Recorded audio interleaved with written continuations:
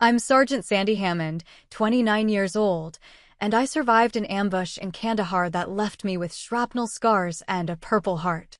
For years, I carried my family on my back, paying bills, covering mistakes, and still showing up in uniform when they mocked my service. But when I stood to receive that medal and my own father sneered, "She got lucky, not brave," the truth came out. They'd sold intel to the very people who tried to kill me. Have you ever been betrayed by the ones you gave everything to? If so, share your story in the comments. You're not alone. Before I tell you what happened next, let me know where you're tuning in from. And if you've ever had to set boundaries after being wronged, hit like and subscribe for more true stories about reclaiming your worth. What happened after that moment might surprise you. I stood in my dress uniform, the fabric crisp against my skin, waiting for my name to be called. The ceremony hall buzzed with quiet conversations and the rustle of programs, but I could feel eyes on me from the family section. Not the proud, beaming looks you'd expect at a Purple Heart ceremony. These were different. Calculating. Cold. My father sat in the third row, arms crossed, that familiar expression of skepticism etched into his weathered face. He'd worn it my entire life. When I made honor roll, when I graduated boot camp, when I earned my first commendation. Nothing I did ever seemed to measure up to whatever standard he'd set in his mind. Today should have been different. Today, I was receiving recognition for surviving an ambush in Kandahar that killed 3 of my squad mates and left me with shrapnel scars and a traumatic brain injury that still gave me headaches. But there he sat, shaking his head slightly at something my brother whispered in his ear. Tristan had that smirk he'd perfected in high school, the one that said he knew something you didn't. Next to him, my sister Mia scrolled through her phone, occasionally glancing up with barely concealed annoyance. Mom sat rigid, her purse clutched in her lap like armor, her face a mask of polite endurance. The uniformed officers around me radiated quiet pride and respect. These were my people now, had been for 8 years. They understood what the purple ribbon and bronze star meant, what it cost to earn them. But my family? They treated this ceremony like an obligation, something to be endured rather than celebrated. I thought back to the phone call I'd made to tell them about the honor. Dad's response had been typical. "Well, I suppose that's something." Not congratulations. Not pride. Just grudging acknowledgement that something had happened. Tristan had laughed outright. Purple Heart for what? Getting hurt? They give those out like candy now. Mia had been more direct. "Do we really have to come to this? I've got plans that weekend." Only Mom had shown any enthusiasm, but even hers felt forced. "Of course we'll be there, honey. We're so proud." But I'd heard the conversation continue in the background after she thought she'd hung up. Proud of what? She chose to go over there. What did she expect would happen? The comments had stung, but they weren't new. For years, my family had treated my military service as an inconvenience at best, a betrayal at worst. When I'd enlisted straight out of high school, Dad had called it running away from responsibility. When I'd turned down college to pursue my military career, he'd said I was wasting my potential. When I deployed to Afghanistan, Mia had complained that I was abandoning the family right when they needed me most. That need always seemed to center around money. Despite their constant criticism of my choices, they'd never hesitated to ask for help when times got tough. Car payments, rent, unexpected expenses, somehow these always became my responsibility. I'd sent thousands home over the years, money that could have gone toward my own future, my own goals. But family was family, and loyalty ran deep, even when it wasn't reciprocated. The pattern was so established I'd stopped questioning it. They criticized, I provided. They dismissed my achievements, I tried harder to earn their approval. They treated my service as selfishness, I sent larger checks to prove my devotion. It was a dance we'd been performing for so long that I'd forgotten there might be other steps. But sitting in that ceremony hall, watching my father check his watch and my brother roll his eyes at the opening remarks, something shifted. This wasn't just indifference. This was active disdain. They weren't just unimpressed by my service, they resented it. Resented me for it. The general stepped to the podium, his voice carrying easily through the hall. He spoke about sacrifice, about courage under fire, about the price of freedom. Standard ceremony language, but delivered with the gravitas of someone who understood its weight. As he spoke, I caught my family exchanging looks, not the knowing glances of shared pride, but something else. Something that made my stomach tighten with unease. When my name was finally called, I stepped forward on unsteady legs. The applause was warm, respectful, but I barely heard it over the blood rushing in my ears. This moment had taken 2 years to arrive. 2 years of medical evaluations, paperwork, bureaucratic delays. 2 years of healing, physically and mentally, from what had happened in that dusty street in Kandahar. I'd imagined this moment countless times. In my fantasies, my family finally understood. Finally saw that my service meant something, that I wasn't the disappointment they'd painted me as. I'd pictured Dad's face softening with pride, Mom wiping away tears, my siblings looking at me with new respect. Instead, as I approached the general, I heard my father's voice cut through the ceremonial quiet. She got lucky, not brave. The words hit like a physical blow. Lucky, not brave. After everything I'd survived, everything I'd endured, he reduced it to luck. The officer next to me heard it too. I saw his jaw tighten, his eyes narrow as he located the source of the comment. Other attendees shifted uncomfortably, the inappropriate nature of the outburst rippling through the crowd like a stone thrown into still water. But it was the general's reaction that truly unnerved me. He didn't just pause in his prepared remarks. He stopped completely, his eyes moving from my father to me and back again. There was something in his expression, a recognition that went beyond mere disapproval of the interruption. He looked like a man who'd just had a suspicion confirmed. The ceremony continued, but the moment had been poisoned. What should have been the culmination of my military recognition felt tainted, overshadowed by my family's public dismissal. As the general pinned the medal to my uniform, I felt the weight of it differently than I'd expected. Not as an honor, but as evidence of a divide that might be too wide to bridge. The applause came again, but all I could think about was the look in the general's eyes and the certainty that this ceremony was about to become something entirely different from what any of us had expected. The general's hands were steady as he pinned the purple heart to my uniform, but when he looked up at me, there was something in his eyes that hadn't been there moments before. Not just the formal respect due a wounded warrior, but something sharper. More personal. "Congratulations, Sergeant," he said, his voice carrying to every corner of the hall. But he didn't step back. Instead, he turned to address the audience, his gaze sweeping across the seated attendees before settling on my family's section. "Ladies and gentlemen," he began, his tone shifting from ceremonial to something more grave. "Today we honor not just courage in combat, but survival against overwhelming odds." I felt a chill run down my spine. This wasn't part of the standard script. The general reached into his jacket and withdrew a manila folder, the kind used for classified materials. The sight of it made my mouth go dry. "The ambush that wounded Sergeant Hammond wasn't random," he continued, his words cutting through the hall like a blade. "Our intelligence was compromised. Information about troop movements, patrol routes, and operational timing was leaked to enemy forces." The silence in the room was absolute. Even my father had stopped fidgeting. I could see color draining from my mother's face, Mia's phone forgotten in her lap, Tristan's suddenly very still. The general opened the folder, his eyes scanning the contents before looking directly at my family. "The leak came through her family." The words hit the room like a grenade. Gasps erupted from the audience. Officers turned to stare at the suddenly pale figures in the third row. I felt the world tilt beneath my feet, my carefully controlled composure threatening to shatter completely. "That's impossible," Dad said, his voice cracking as he half rose from his seat. "We would never." "Phone records, Mr. Hammond. Email communications. Financial transactions." The general's voice was ice-cold professional, each word precisely delivered. "The investigation has been ongoing for 18 months. Your conversations with individuals later identified as foreign intelligence operatives.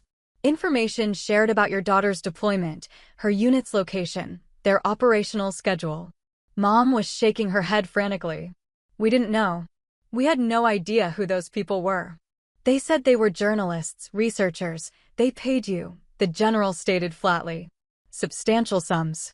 Money that coincidentally arrived just before each request for information about your daughter's activities overseas. The pieces fell into place with sickening clarity. The sudden improvement in their financial situation during my deployment. Dad's new truck. The vacation they'd taken while I was getting shot at in Kandahar. Mia's student loans mysteriously paid off. Tristan's down payment on his condo. All of it funded by intelligence sold about me. About my unit. About operations that got my friends killed. We thought it was harmless, Tristan said, his usual smirk replaced by naked panic. Just general information. Nothing specific. Nothing specific? The general's voice rose slightly, the first crack in his professional demeanor. Patrol routes are harmless? Vehicle assignments? Base security protocols. I found my voice, though it came out as barely a whisper. The ambush. They knew we were coming.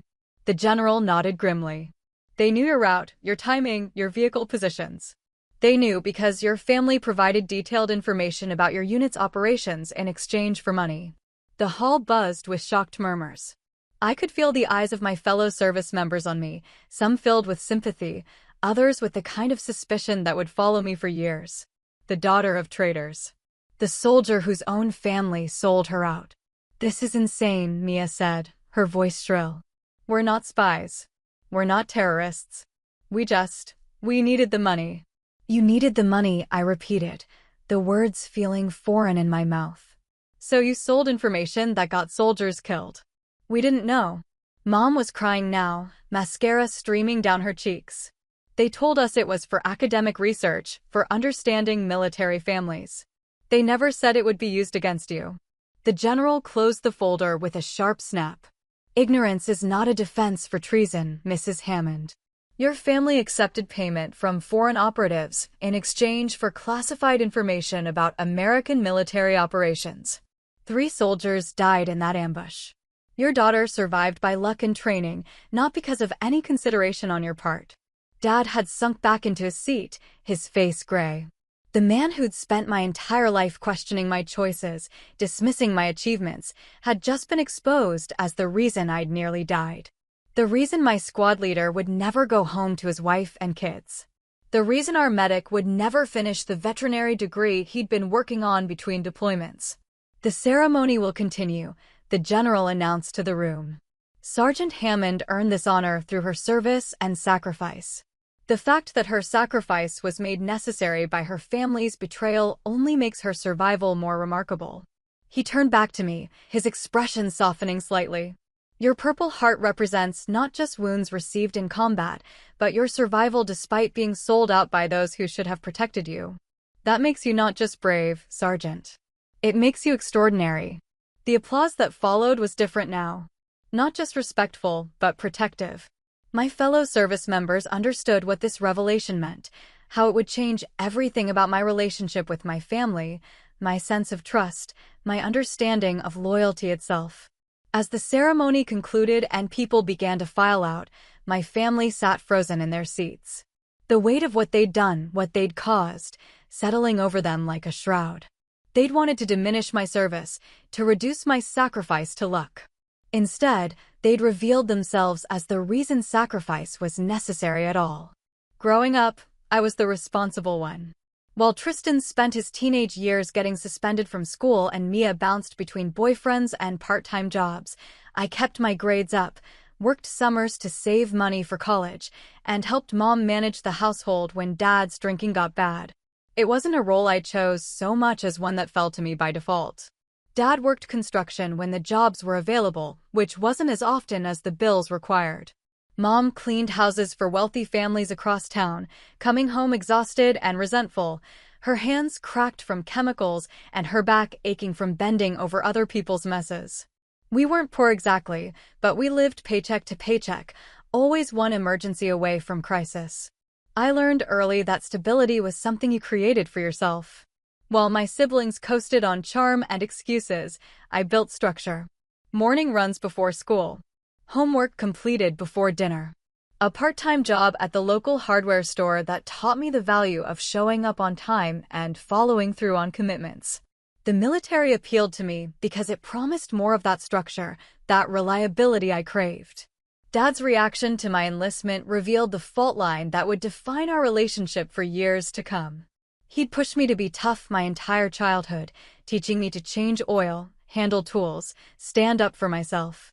But when I channeled that toughness into military service, he saw it as rejection rather than evolution.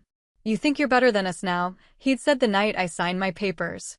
"Too good for construction work? Too good for the family business." There was no family business. Just Dad picking up jobs when his reputation hadn't caught up with him yet, when contractors didn't know about his tendency to disappear for 3-day benders or show up to work sites hungover and argumentative. But pointing that out would have meant acknowledging truths we all worked hard to avoid. Mom's response was more complicated.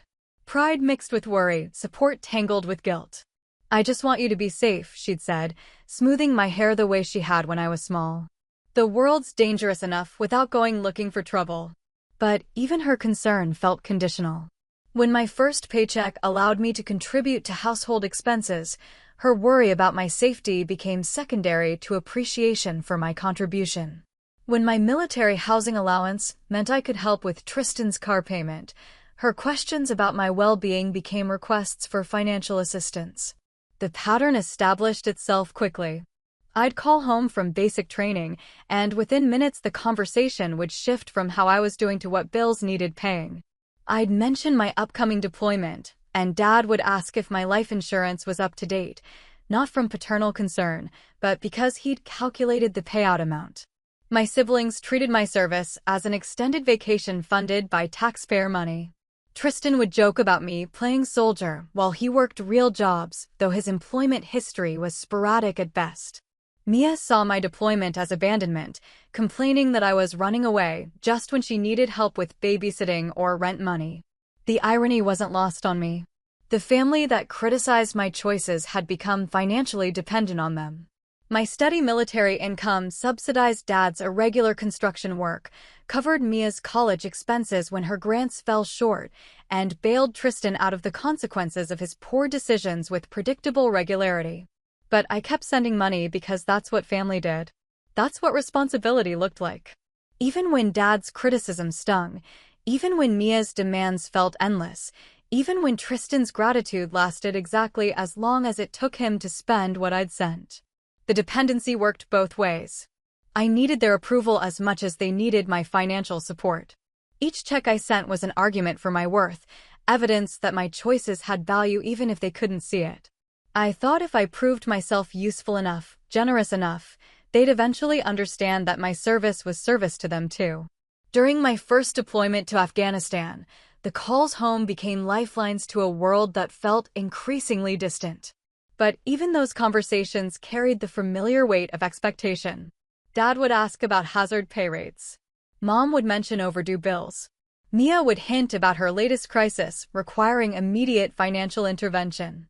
I'd hang up those calls feeling more isolated than when I'd started them. My squad mates became my real family during that deployment, people who understood the weight of responsibility, who shared the burden of keeping each other safe. They didn't need me to prove my worth through bank transfers. My value to them was measured in competence, reliability, loyalty. But loyalty to your blood runs deeper than logic. Even when I recognized the pattern, even when I saw how one-sided the relationship had become, I couldn't break free from it. They were my family. Family meant sacrifice. It meant putting their needs before your own, their security before your comfort. I told myself their criticism came from love, from worry about dangers they couldn't understand. I convinced myself that their financial dependence was temporary, that eventually they'd stabilize and the relationship would balance out. I believed that my service, my sacrifice, would eventually earn the respect I'd been chasing since childhood. The Purple Heart ceremony was supposed to be the moment that happened. The moment they finally saw that my choices had meaning, that my service had value beyond the checks I sent home. I'd pictured Dad's face when the general described what I'd survived, how I'd earned this recognition. Instead, I learned that the same family I'd been supporting had been selling information about my service to people who wanted me dead. The aftermath of the general's revelation felt like living inside a fishbowl. Every conversation stopped when I entered a room. Fellow officers offered carefully worded condolences that felt more like sympathy for a terminal diagnosis. The investigation that followed consumed weeks of my life. Interviews, polygraph tests, security clearance reviews that would determine whether I had a future in the military at all. But none of that compared to the replaying loop in my head of that morning in Kandahar when everything went wrong. We'd been 3 vehicles deep into what should have been a routine patrol. I was riding in the second Humvee, running comms with our forward observers, when the world exploded around us. The IED took out our lead vehicle completely. Jackson, Martinez, and Crawford gone in an instant. The secondary devices caught our truck and the one behind us in a crossfire of shrapnel and automatic weapons fire. What I remembered most clearly wasn't the pain or the chaos, but the precision of it. How perfectly positioned the ambush was. How they'd known exactly where to place the charges for maximum damage. How the timing of the secondary attack suggested they'd known our exact route, our speed, even our radio protocols. At the time, we'd attributed it to bad luck and enemy confidence. Taliban forces had gotten better at predicting American tactics, we told ourselves. They'd learned from previous engagements, adapted their strategies. The alternative, that someone on our side had fed them information, was too terrible to seriously consider. Now I knew the truth. My own family had provided the intelligence that killed my friends and nearly killed me. The money they'd collected for betraying American operations had paid for Dad's truck, Mia's education, Tristan's down payment. Blood money, literally. The investigation revealed the full scope of their cooperation. Phone calls with people claiming to be researchers studying military families. Email exchanges providing details about deployment schedules, base locations, operational security procedures. Bank deposits that corresponded precisely with each information transfer. The amounts were staggering. Over 2 years, they'd collected nearly $100,000 for what they claimed to believe was academic research. $100,000 for selling out their own daughter and every soldier who served alongside her. We thought it was harmless. Mom kept repeating during the family meeting the military investigators insisted on. They said they were writing papers about military families, about how deployment affects relationships. What papers? The lead investigator asked. Can you show us any published research that resulted from this information? Of course they couldn't. Because there were no papers. No research. Just intelligence gathering that had gotten soldiers killed and nearly gotten me killed too. Dad sat silent through most of the meeting, his earlier bluster replaced by the kind of hollow-eyed shock that comes with facing consequences you never thought would arrive. When pressed about his motivations, his answers were pathetically predictable. The money was good, he admitted. Regular. More than I was making in construction. They said it was legal, that they had government approval for their research. Government approval, the investigator repeated flatly. From which agency? They said it was classified. That they couldn't provide documentation because of security protocols. Even recounting it, Dad seemed to understand how ridiculous it sounded. Foreign operatives claiming government approval for classified research they couldn't document, paying substantial sums for information about American military operations. It was the kind of obvious scam that should have triggered every red flag, except greed had made them stupid. Mia's justification was even more infuriating. We needed the money, she said, as if that explained everything. Do you know how expensive college is? How much student loans cost? You were overseas making good money, and we were struggling here. I was overseas getting shot at, I replied, my voice steadier than I felt. By people using information you provided. We didn't know that, she snapped back. How were we supposed to know what they were really doing with it? That was the heart of it. They'd chosen not to know. Chosen not to ask the obvious questions because the money was too good and the need too great. They'd sold out their own daughter, their own country, because it was easier than finding legitimate solutions to their problems. Tristan tried a different approach, one that cut even deeper than Mia's selfishness or Dad's greed. You were never really part of this family anyway, he said during one particularly heated exchange. Always thought you were better than us, always judging us. Maybe this just proves what we all already knew. The accusation was designed to wound, and it succeeded. because part of me had always felt separate from them, different in ways that went beyond career choices or life philosophy. Their willingness to betray me hadn't just endangered my life, it had confirmed that the distance I'd always felt was real, justified, permanent. But understanding their motivations didn't make the betrayal hurt less. These were the people who'd raised me, who I'd supported through every crisis, who I'd loved despite their flaws and failures. The discovery that they'd valued money more than my life, more than the lives of my fellow soldiers, more than basic loyalty to their own country, shattered something fundamental in how I understood family, trust, and love. The ceremony had been meant to honor my survival and sacrifice. Instead, it had revealed that both had been necessary because of the people who should have been protecting me. The decision formed slowly, like ice crystallizing on still water. For days after the revelation, I existed in a strange limbo where old habits warred with new understanding. My phone would ring with Mom's number, and I'd feel the familiar pull to answer, to reassure, to problem-solve whatever crisis she was calling about. Then I'd remember that her last crisis had been funded by selling information that nearly got me killed. The first test came 2 weeks after the ceremony.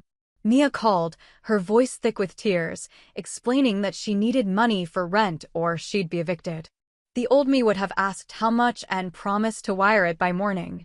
The new me, the one who knew my family had traded my life for cash, listened to her explanation and felt nothing but cold clarity.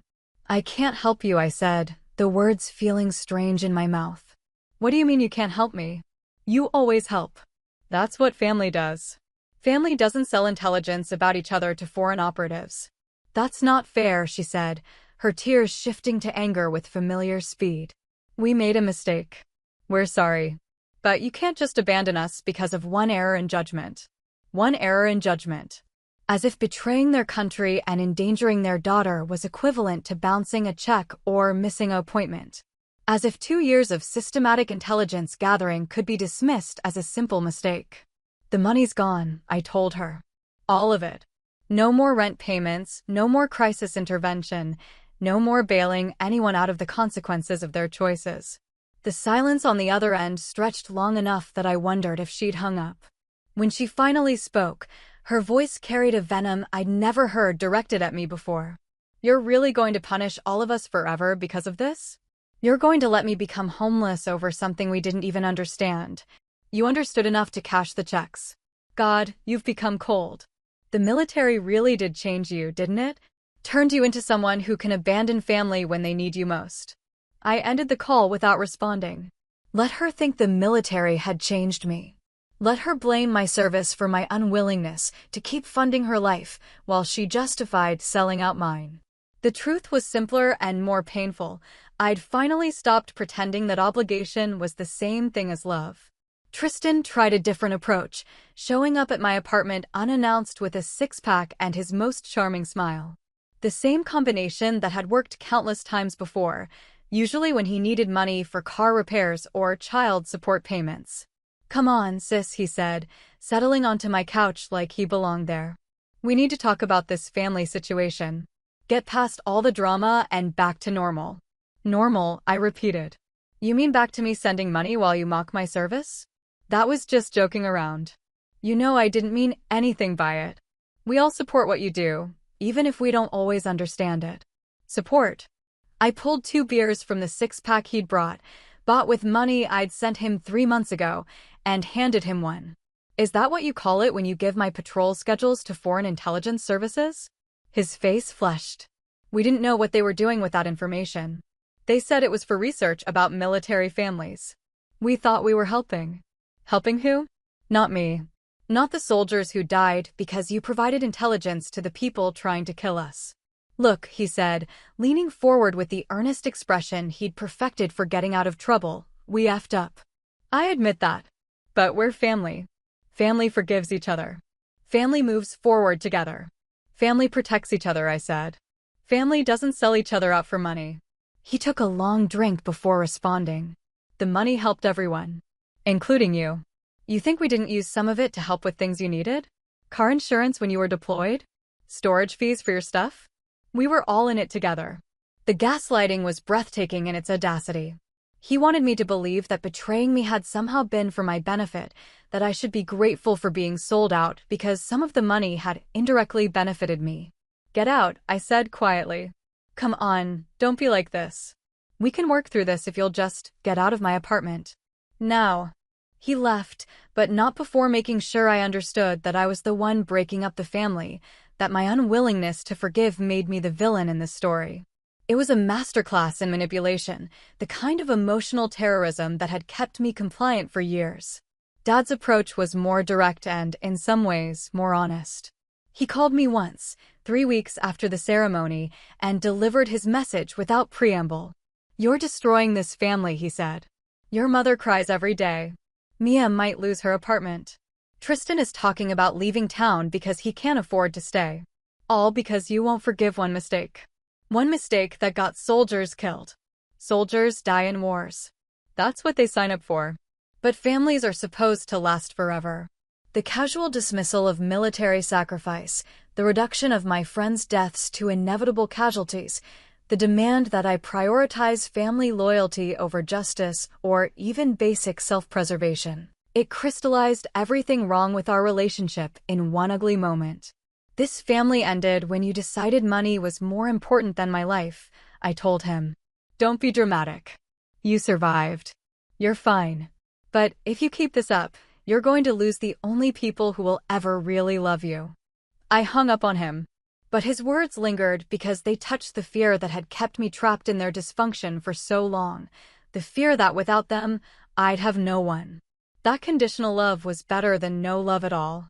It took time to recognize that fear as another form of manipulation, another chain keeping me bound to people who'd proven they valued me only for what I could provide.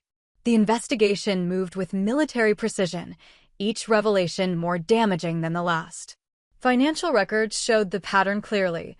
Information requests followed by payment, deployment schedules followed by wire transfers, operational details followed by cash deposits.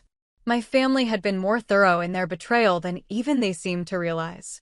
Phone logs revealed calls at all hours, sometimes daily communication with their handlers. Email archives showed detailed intelligence about base security procedures, personnel rotations, even the psychological profiles of soldiers in my unit. They'd provided everything: names, addresses, family information, deployment schedules, personal habits, operational vulnerabilities. The investigators painted a picture of systematic intelligence gathering that went far beyond what my family claimed to understand. This wasn't casual conversation with researchers. This was professional-level espionage conducted by people who'd convinced themselves they were just answering harmless questions for easy money. Dad's construction business became a cover story. His sporadic employment wasn't due to a struggling economy or industry downturns. It was because he was making more money selling military intelligence than he could ever earn building houses. The foreign operatives had become his primary employers, providing steady income in exchange for information about his daughter's military service. Mom's house-cleaning clients included several wives of military contractors and Defense Department employees. The investigators suspected she'd been tasked with gathering information from those homes: family photos, documents left on desks, overheard phone conversations. Her innocent questions about their husband's work suddenly looked like intelligence gathering rather than friendly interest. Mia's college funding came entirely from the espionage payments. Her tuition, housing, books, even her spring break trips were funded by selling out American soldiers. When confronted with this timeline, she broke down completely, finally understanding that her entire adult life had been built on blood money. Tristan's business ventures, the failed restaurant, the abandoned consulting company, the series of get-rich-quick schemes, had all been subsidized by the intelligence payments. His lifestyle, his apartment, his car, even his child support payments were connected to the betrayal. He'd been living off the sale of information that got soldiers killed. The scope of the operation explained why the ambush in Kandahar had been so precisely executed. The enemy had known not just our route and timing, but our radio frequencies, our standard operating procedures, even the personal habits of individual soldiers. They'd known that Jackson always rode in the lead vehicle. They'd known that Martinez carried extra medical supplies. They'd known that Crawford had a habit of checking his equipment obsessively before missions. They'd known because my family had told them. The revelation devastated our unit's survivors. These were men and women who'd trusted each other with their lives, who'd believed that operational security was sacred. Learning that one of their own had been compromised by her own family shattered something fundamental about military brotherhood, about the idea that some bonds were unbreakable. Some handled it better than others. Thompson, our squad leader, pulled me aside after one particularly brutal interview session. "This isn't on you," he said simply. "You didn't choose your family. You didn't control their actions. You survived because you're a good soldier, not because they're bad people." But others struggled with the implications. If my family could be turned, if blood loyalty could be purchased, what did that say about the security of other operations? How many other families might be feeding information to enemy forces? How many other soldiers might be compromised without knowing it? The investigation expanded, examining the families of other soldiers who'd been involved in compromised operations. The results were sobering. My family wasn't unique. Across the military, enemy operatives had successfully recruited family members through a combination of financial pressure, emotional manipulation, and willful ignorance about the consequences of their cooperation. The pattern was depressingly consistent. Struggling families contacted by people claiming to be researchers or journalists offered money for seemingly harmless information about their military relatives, gradually drawn deeper into intelligence gathering without fully understanding, or wanting to understand, what they were really doing. My family's case became a template for understanding how these recruitment operations worked. The investigators used our story to train other security personnel, to develop protocols for protecting military families from enemy infiltration. My personal tragedy became a case study in how ordinary people could be turned against their own country through greed, desperation, and self-deception. But while the investigation provided answers, it couldn't restore what had been lost. Trust, once broken at this level, doesn't simply heal with time or forgiveness. The people I'd loved most in the world had proven they could be bought, that their loyalty had a price, that my life was worth less to them than financial comfort. The military offered counseling, support groups, resources for dealing with family betrayal in the context of national security. But there's no manual for rebuilding your identity when the people who shaped you turn out to be enemies, no protocol for learning to trust again when your own blood has sold you out. The investigation concluded with arrests, prosecutions, prison sentences for the foreign operatives who'd run the recruitment network. My family members received lighter sentences in exchange for their cooperation with the investigation, community service, probation, financial penalties that would take years to repay. Justice, the investigators said. Accountability. Legal consequences for their actions. But justice couldn't resurrect Jackson, Martinez, or Crawford. Accountability couldn't undo the 2 years of systematic betrayal. Legal consequences couldn't restore the faith I'd lost in family, in loyalty, in the idea that some bonds were sacred. I'd survived the ambush in Kandahar, but the discovery of my family's role in it had wounded me in ways that no enemy bullet ever could. They tried to come back, of course. Family bonds, even poison ones, don't break cleanly. The attempt started small. Birthday cards with carefully neutral messages, Christmas gifts left at my apartment door, invitations to family gatherings delivered through mutual friends. Each overture carried the unspoken assumption that time would heal what had been broken, that eventually I'd miss them enough to overlook what they'd done. Mom's letters were the hardest to ignore. Written in her careful cursive on blue stationery, they arrived monthly like clockwork, each one a masterpiece of selective memory and emotional manipulation. She wrote about family dinners I was missing, about how empty the holidays felt without me, about her health problems and Dad's struggles with unemployment now that his research consulting income had disappeared. "I know we made mistakes," she'd write, "but we never meant to hurt you. We love you more than anything, and we're willing to do whatever it takes to earn your forgiveness. Whatever it takes, except acknowledge the full scope of what they'd done. Whatever it takes, accept that some betrayals are unforgivable. Whatever it takes, accept respect my decision to protect myself from further harm." Mia tried a different approach, showing up at my apartment with her toddler daughter in tow. She'd calculated correctly that using my niece as leverage would be particularly effective, knowing I'd always had a soft spot for children and family connections. Emma asks about her Aunt Jenny all the time, Mia said, standing in my doorway with the little girl on her hip. She doesn't understand why you don't come to birthday parties anymore. Emma was 3 years old, with Mia's dark hair and my father's stubborn chin. She looked at me with the uncomplicated love that only children can manage, reaching out her small hands with complete trust that I'd take her. For a moment, the old patterns reasserted themselves. This was my family. These connections mattered. Blue D was thicker than betrayal, wasn't it? But then I remembered that Emma's college fund, her daycare, even her birthday parties were being funded by money Mia had earned selling information that got soldiers killed. The child herself was innocent, but she was also a product of that betrayal, raised on blood money and used now as a tool to manipulate me back into compliance. She'll understand when she's older, I told Mia, not taking the child, but not closing the door either. When you explained to her how her mother sold out American soldiers to pay for her lifestyle. Mia's face crumpled. You can't punish Emma for what I did. She's just a baby. I'm not punishing her. I'm protecting myself.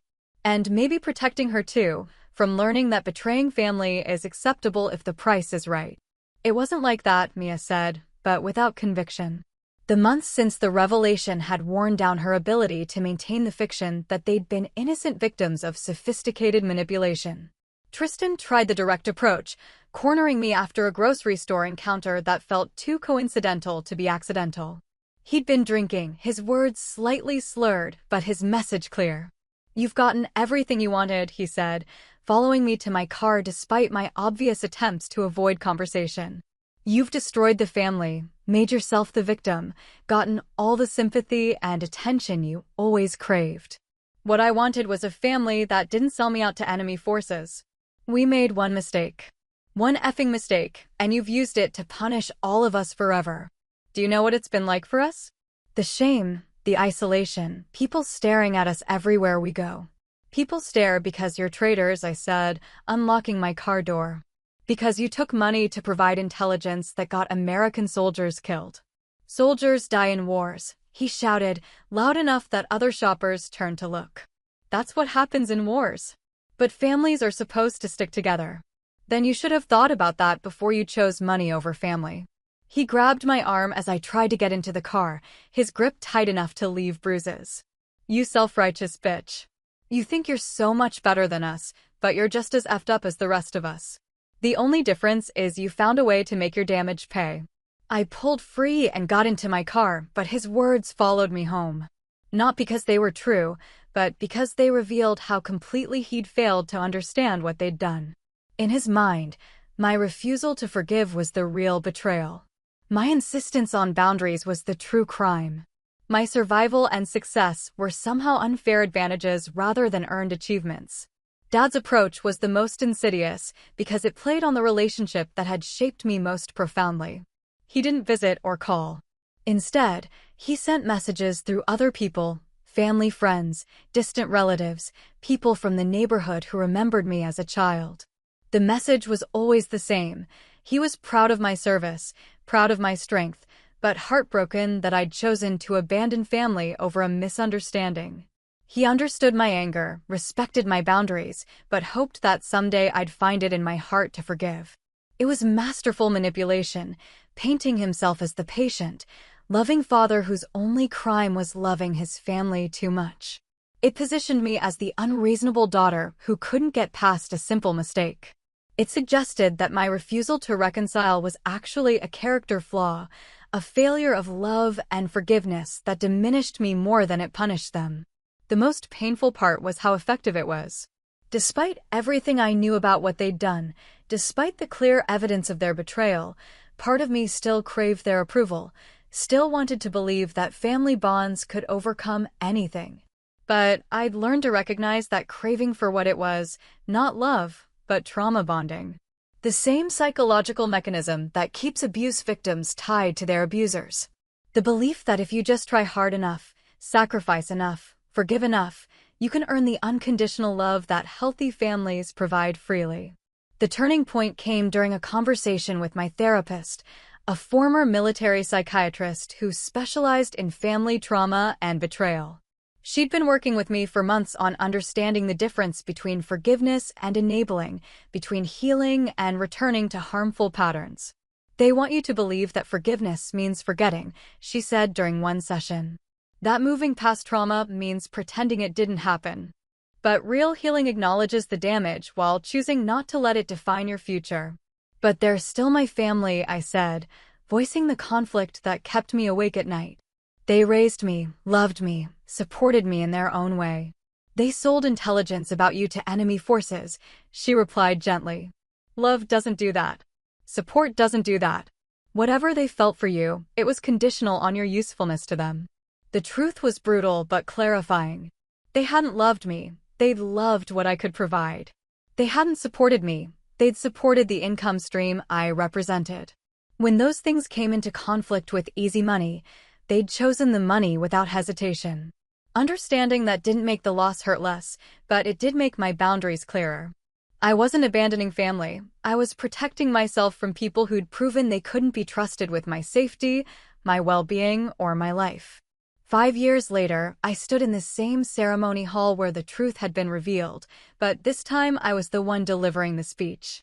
The military had promoted me to lieutenant, then captain, recognizing not just my service record, but my resilience in the face of unprecedented personal betrayal. My survival story had become part of military training protocols, a case study in maintaining operational security even when your own family represents a threat. The audience was different this time, younger officers, fresh faces who'd grown up with social media and different ideas about privacy and loyalty. I looked out at them and saw myself 5 years ago, confident in the unbreakable bonds of family, certain that blood ties meant unconditional support, naive about how easily love could be monetized. Security isn't just about following protocols, I told them, delivering words I'd practiced, but still felt the weight of. It's about understanding that threats can come from anywhere, including places you'd never expect to look.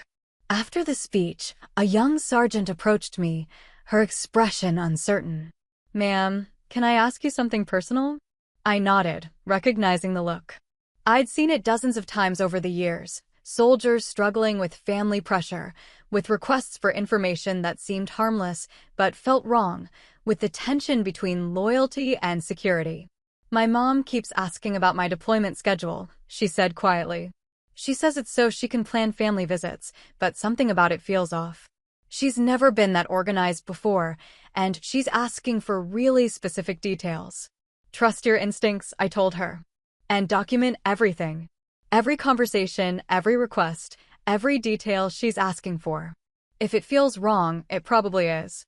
6 months later, that documentation helped uncover another family-based intelligence operation. The sergeant's mother had been recruited through social media, targeted by operatives who'd identified military families through public posts and gradual relationship building. The pattern was evolving, but the core remained the same: vulnerable families, financial pressure, and the gradual erosion of boundaries around sensitive information. My story had become a cautionary tale, but also a survival guide.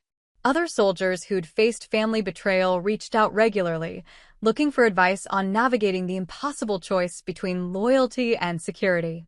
I'd learned to offer what I'd needed most in those early days: validation that their feelings were justified, practical advice for maintaining boundaries, and the assurance that choosing self-preservation over family demands wasn't selfish. The medal I'd received that day 5 years ago sat on my desk now, its meaning transformed by time and understanding. It no longer represented just survival in combat, but survival of betrayal, of manipulation, of the systematic destruction of trust by the people who should have protected it most fiercely. My family had stopped trying to contact me 2 years ago, their overtures gradually decreasing as it became clear that time wouldn't change my position. I heard about them occasionally through mutual acquaintances: Dad's continued unemployment, Mom's health problems, Mia's struggles as a single parent, Tristan's latest failed venture. The updates came with implicit questions about whether I'd reconsider, whether enough suffering had been endured to balance the scales. But there are no scales to balance when it comes to betrayal of this magnitude. No amount of consequence or remorse can resurrect the soldiers who died because my family sold intelligence to their killers. No punishment or apology can restore the trust that was shattered when I learned that my own blood had put a price on my life. The hardest part hadn't been cutting them off, it had been building something new in the space they'd occupied. Learning to trust colleagues who hadn't betrayed me, to accept support from people who didn't see me as a resource to be exploited, to believe that relationships could exist without transaction or manipulation. I'd found family among my fellow officers, bonds forged in mutual respect and shared purpose rather than accident of birth and financial dependency. These relationships were chosen rather than inherited, maintained through loyalty rather than obligation, strengthened by honesty rather than enabling. The ceremony 5 years ago had ended my old life and begun a new one. Not just because my family's betrayal had been exposed, but because I'd finally learned the difference between love and exploitation, between loyalty and weakness, between forgiveness and self-destruction. I still served, still wore the uniform, still honored the values that had shaped me since enlistment. But I served now with full understanding that some threats come from within, that some betrayals cut deeper than enemy fire, and that survival sometimes means choosing yourself over the people who shaped you. The purple heart on my desk caught the afternoon light. Its purple ribbon faded from years, but its meaning crystal clear. I'd earned it not just by surviving enemy fire in Kandahar, but by surviving the discovery that my own family had loaded the guns pointed at me. That survival hadn't made me bitter or cynical. It had made me careful, selective about trust, protective of the boundaries that kept me safe. It had taught me that the family you choose can be stronger than the family you're born into, that loyalty is earned rather than inherited, and that sometimes the greatest act of love is refusing to enable the people who claim to love you. The general who'd revealed the truth that day had been right. My survival was extraordinary, not just because I'd lived through the ambush, but because I'd rebuilt myself after learning that the people I'd trusted most had orchestrated my near destruction. That rebuilding had taken years, but it had created something stronger than what had been broken. As I finished my paperwork and prepared to leave the office, I thought about the young sergeant who'd trusted her instincts and documented her mother's suspicious questions.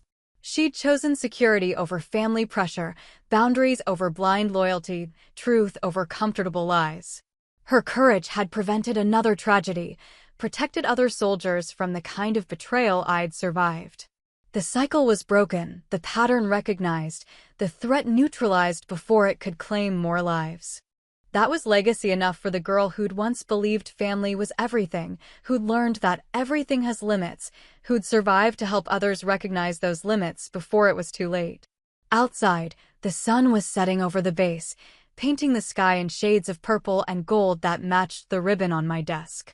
Tomorrow would bring new challenges, new soldiers to train, new threats to identify and counter. But tonight, I was simply a survivor who'd learned to thrive, a soldier who'd chosen service over blood, a woman who'd discovered that the strongest families are the ones we build ourselves. The knock on my apartment door came on a Tuesday evening in October, 6 years after the ceremony that had changed everything. I wasn't expecting anyone, and unexpected visitors had learned to make me cautious. Through the peephole, I saw a young woman with familiar dark hair and my father's stubborn chin, but older now, maybe 16 or 17. Emma. Mia's daughter, the toddler who'd been used as leverage in those early attempts at reconciliation. She stood alone on my doorstep, no Mia hovering behind her, no orchestrated family ambush. Just a teenager with a backpack slung over her shoulder and the kind of determined expression that reminded me painfully of myself at that age. I opened the door but kept the chain latched. Emma? Aunt Jenny. Her voice carried the careful formality of someone who'd rehearsed this conversation. I know I'm not supposed to be here. Mom doesn't know I came. But I needed to talk to you. The smart thing would have been to close the door, to call Mia and arrange for someone to pick up her daughter, to maintain the boundaries that had kept me safe for years. Instead, I found myself studying this young woman who shared my genes but had been raised on blood money, looking for signs of the manipulation and moral flexibility that had defined my family. How did you find me? Google. Military records are public. Your promotions get announced in the local paper. She shifted her weight nervously. I've been following your career since I was old enough to use a computer. I know about the Purple Heart, about the promotions, about the speeches you give about operational security. What do you want, Emma? To understand. The words came out in a rush. To understand what really happened. Because the story I grew up with doesn't make sense anymore, and I need to know the truth. I stared at her through the crack in the door. This child who'd been weaponized against me years ago, now old enough to ask uncomfortable questions. She had Mia's features, but something in her eyes that reminded me of myself, a hunger for truth that wouldn't be satisfied with comfortable lies. Against every instinct I developed about family and trust, I unlatched the chain and stepped aside. You have 10 minutes. She entered my apartment with the careful attention of someone cataloging details, taking in the sparse military precision of my furnishings, the absence of family photos, the Purple Heart displayed in a simple frame on my desk. When her gaze lingered on the metal, I saw recognition flicker across her face. That's it, isn't it? The one from the ceremony Mom talks about. Your mother talks about the ceremony? Emma settled onto my couch without invitation, that teenage assumption of welcome that would have irritated me from anyone else. She talks about it all the time. How you cut the family off over a misunderstanding. How you chose the military over your own blood. How you broke Grandpa's heart and destroyed the family because you couldn't forgive one mistake. The familiar narrative, polished smooth by years of repetition. I'd expected nothing less. And you believed that story? For a while. Emma pulled her knees up, wrapping her arms around them in a gesture that was purely adolescent vulnerability. But then I started asking questions. Like why we moved 3 times when I was little. Why Grandpa never talks about his construction business anymore. Why Mom gets weird whenever anyone mentions the military or asks about you. I sat across from her, maintaining distance, but curious despite myself. What kind of questions? I found old bank statements in Mom's closet when I was helping her move last year. Deposits that didn't match her job history. Large amounts of money that started around the time you deployed to Afghanistan and stopped right after your ceremony. She pulled out her phone and showed me photographs of financial documents. 10,000 here, 15,000 there, always from something called Meridian Research Associates. The name meant nothing to me, but the pattern was unmistakable. The same systematic payments the investigation had uncovered years ago, documented now by a teenager who'd inherited more of my investigative instincts than I'd expected. I researched Meridian Research Associates, Emma continued. The company was dissolved 8 years ago, right around the time Mom says you abandoned the family.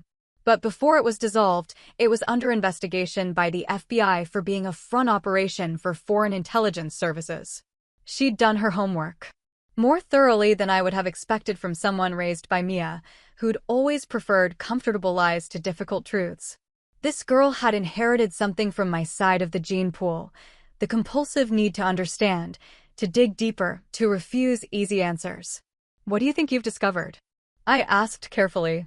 I think my family sold information about you to people who tried to kill you.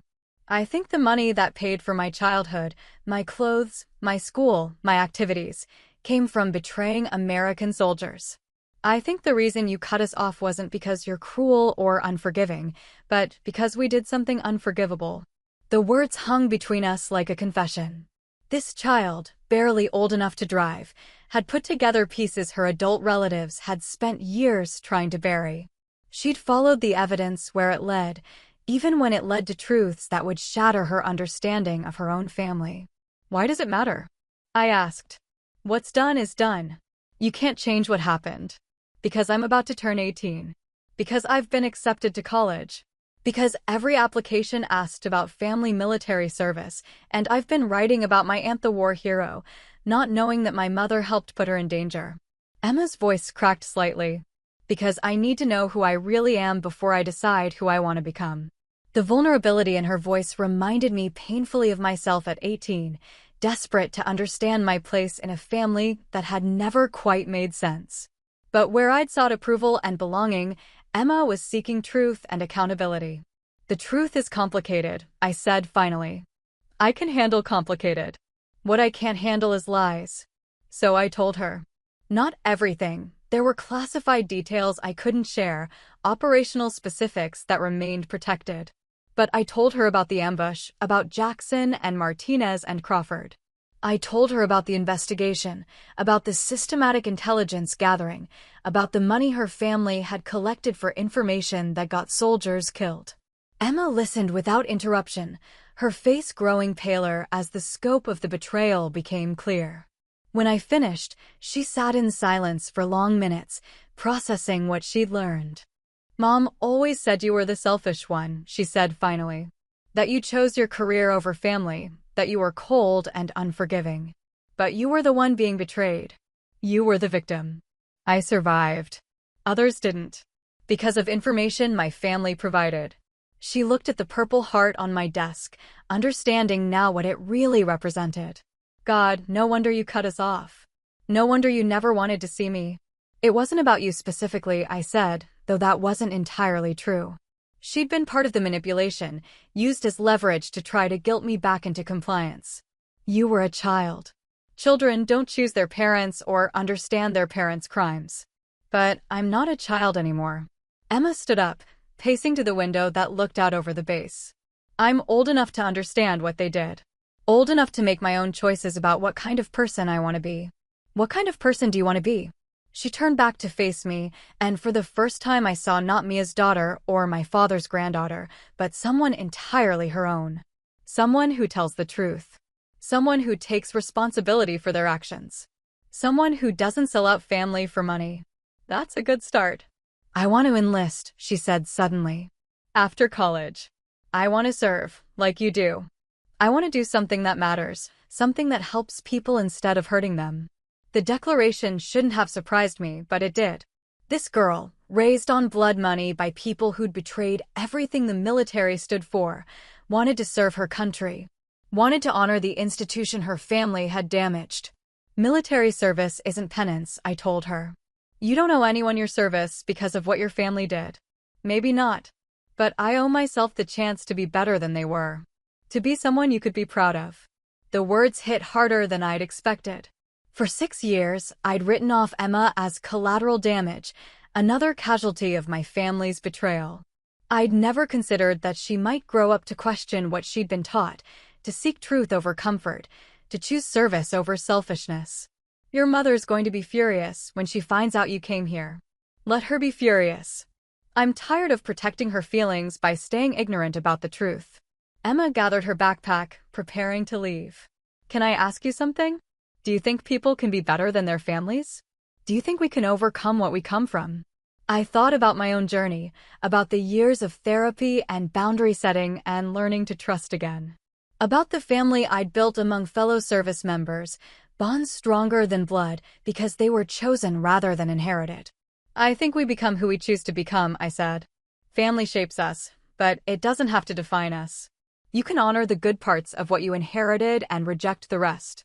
What were the good parts for you? It was a question I'd never expected to consider.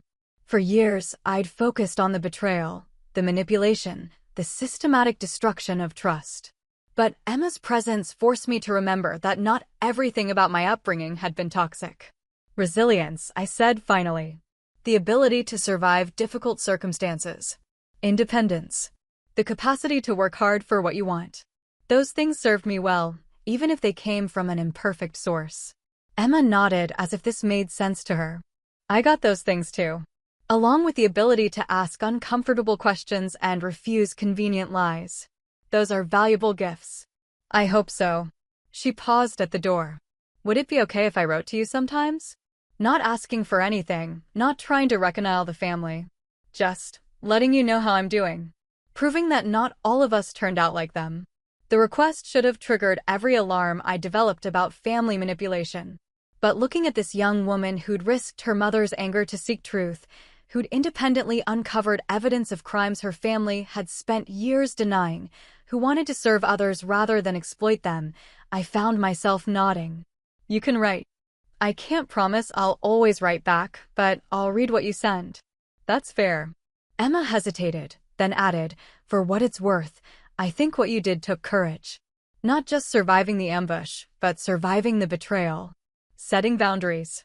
Choosing truth over family loyalty." After she left, I sat for a long time looking at the purple heart on my desk.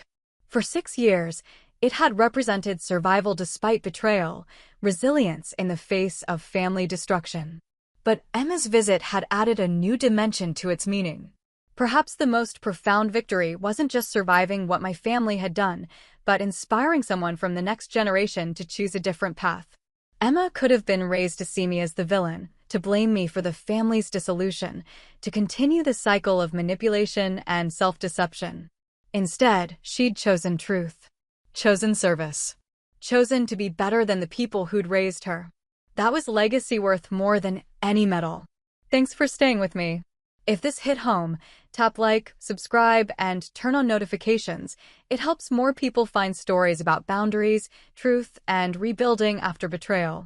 Tell me in the comments, have you ever been dismissed or undermined by family at your biggest moment? Where's your line between forgiveness and self-protection? If you've served or love someone who has, how do you handle OPSEC with curious relatives? What would you have done the moment the general opened that file? What's one boundary you set that changed everything? Share where you're watching from, and if you want more true stories like this, follow for the next chapter.